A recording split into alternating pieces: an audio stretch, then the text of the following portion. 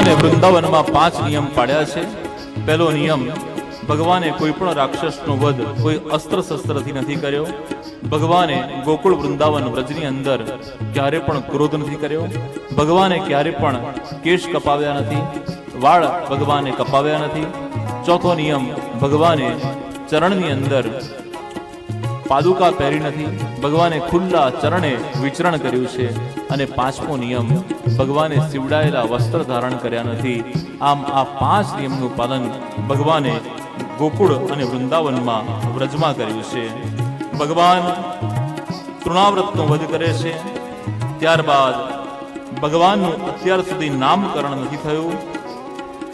વસુદેવજી પોતાના કુલગુરુ ગર્ગાચાર્ય મહારાજને કારાગૃહથી જ્યારે મળે છે ત્યારે કહે છે કે મારો પુત્ર લાલો છે અને એ ગોકુળમાં નંદરાયની ત્યાં છે.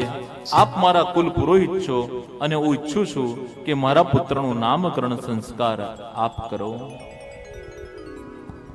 ગર્ગાચાર્ય મહારાજ કહે છે કે કંસને આ વાતનો જાણ થશે તો લાલાની ઉપર સંકટ આવશે.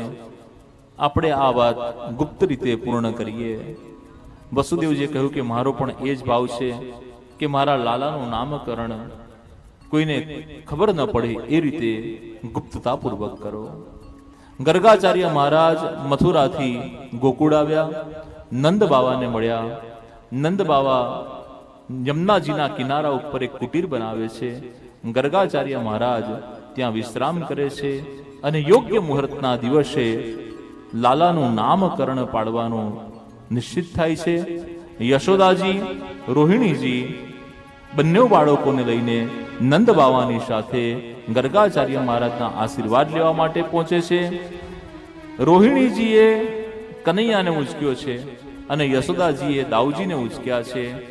પરંતુ જ્યાં કનૈયાએ દાઉજીને જોયા અને જ્યાં કનૈયાને દર્શન કર્યા ત્યાં જ ગર્ગાચાર્ય મહારાજ કહે છે, અયમ હિ રોહિણી પુત્રો રમયન સુરદો ગુણે આખ્યાસતે રામ ઇતિ બાલાધિક્યાદ બલમ વિદુઃ.